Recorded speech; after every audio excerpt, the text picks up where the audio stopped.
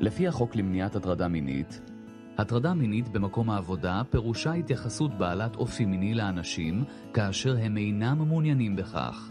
למעשה, הגדרה זו יוצרת קו מנחה שיעזור לנו לשמור על סביבת עבודה מכבדת. אחת מתוך כמה נשים חוותה פגיעה מינית במהלך חייה.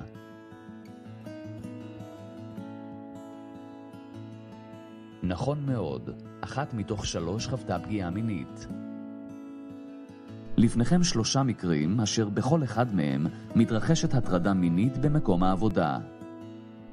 What do you know? Quiz and statistics. عندما تكون هناك علاقة سلطة لا يوجد أي إلزام بأن يرفض المتحرش به.